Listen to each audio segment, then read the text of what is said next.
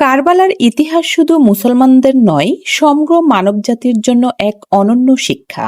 সত্য ও মিথ্যার সংঘর্ষ, ন্যায় ও অন্যায়ের লড়াই, মানবতার বিজয় ও স্বৈরাচারের পতন, এই সবকিছুই ৭১ হিজরির মহরম মাসের ১০ তারিখে কারবালার প্রান্তরে চিরস্মরণীয় হয়ে আছে। আজ আমরা সেই ঘটনা শুনব বিস্তারিতভাবে, যা শুধু এক যুদ্ধের কাহিনী নয়, বরং এক অনন্ত শিক্ষার ইতিহাস। রাসূল সাল্লাল্লাহু আলাইহি ওয়াসাল্লামের ওফাতের বহু বছর পর মুসলিম উম্মার রাজনীতিতে পরিবর্তন আসে। খলিফা মুয়াবিয়া রাদিয়াল্লাহু আনহু মৃত্যুর আগে তার পুত্র ইয়াজিদকে উত্তরসূরি ঘোষণা করেন। কিন্তু ইয়াজিদ ছিল না একজন যোগ্য নেতা, সে ছিল বিলাসপ্রেমী, অন্যায়কারক ও ইসলামের আদর্শ থেকে বিচ্যুত।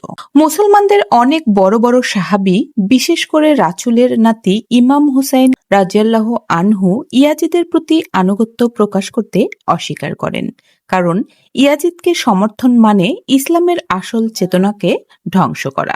ইমাম হুসাইন রাদিয়াল্লাহু আনহু ছিলেন আল্লাহর রাসূল সাল্লাল্লাহু আলাইহি ওয়াসাল্লামের দহিদ্র। তার রক্তে বইছিল নবুয়তের মহিমা। তিনি সুস্পষ্টভাবে ঘোষণা করলেন, আমি অন্যায়কারীর হাতে বায়াত দেব না, আমি মিথ্যার সাথে আপোষ করব না, আমি কেবল ন্যায়, সত্য ও ইসলামের জন্যই সংগ্রাম করব। কুফার মানুষরা ইয়াজিদের অত্যাচারে অতিষ্ঠ হয়ে ইমাম হুসাইনকে চিঠি লিখল, হে নাতি রাসূল, আমাদের নেতৃত্ব দিন, আমরা আপনার সঙ্গে আছি। ৬০ হিজরির ৮ জিলহজ হজের সময় ইমাম হুসাইন রাদিয়াল্লাহু আনহু মক্কা থেকে কুফার উদ্দেশ্যে যাত্রা করলেন।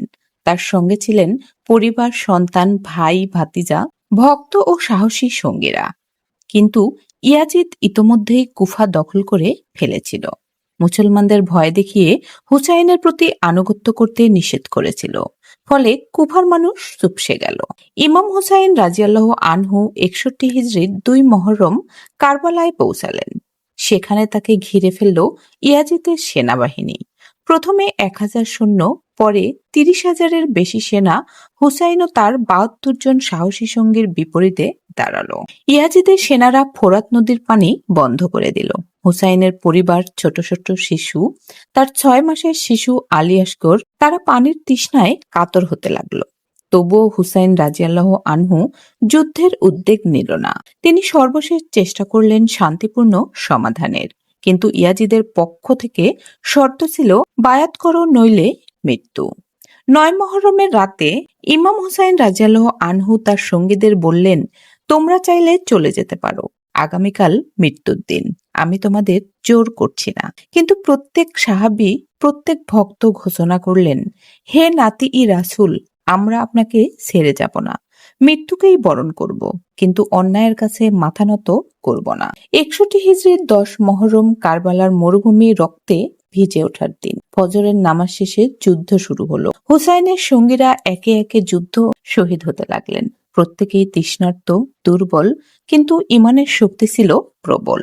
মুসলিম ইবনে আওসাজা প্রথমে শহীদ হন, এরপর হাবিব ইবনে মুজাহির। তিনি ছিলেন হুসাইনের প্রিয় সাহাবী। একে একে যুবকেরা, বৃদ্ধেরা, দাস, সবার রক্তে মিশে গেল কারবালার মাঠ। ইমাম হুসাইনের ভাই হযরত আব্বাস নদীর পানি আনতে গিয়ে শহীদ হন। তার ২ হাত কেটে ফেলা হয়, তবুও তিনি পতাকা ধরে রাখেন। হুসাইনের কিশোর পুত্র আলী আকবর শহীদ হন বীরত্বের সাথে লড়াই করে। ৬ মাসের শিশু আলী আসগরকে যখন হুসাইন পানি চাইলেন, তখন শত্রুর তীর এসে শিশুর গলা ভেদ করল। শেষে ইমাম হুসাইন রাদিয়াল্লাহু আনহু একা রইলেন। তিনি বললেন, আমি রাসূলের নাত, আমার কি অপরাধ? কেন তোমরা আমাকে হত্যা করতে চাইছো? কিন্তু অন্ধকারাচ্ছন্ন সৈন্যদল তার কথা শোনেননি। একের পর এক আঘাত হানা হলো। অবশেষে ১০ মহরম দুপুরে ইমাম হুসাইন শহীদ হলেন। ইমাম হুসাইন রাদিয়াল্লাহু আনহুর সাথে মোট ৭২ জন শহীদ হন। তাদের রক্তে সিক্ত হলো কারবালার বালুকা ভূমি। হুসাইনের শাহাদাত মুসলমানদের অন্তরে নতুন জাগরণ সৃষ্টি করলো। মানুষ বুঝল, সত্য কখনো অন্যায়ের কাছে মাথা নত করতে পারে না। ইসলামের আসল শিক্ষা হলো ন্যায়ের পক্ষে দাঁড়ানো, অন্যায়ের বিরুদ্ধে লড়াই করা।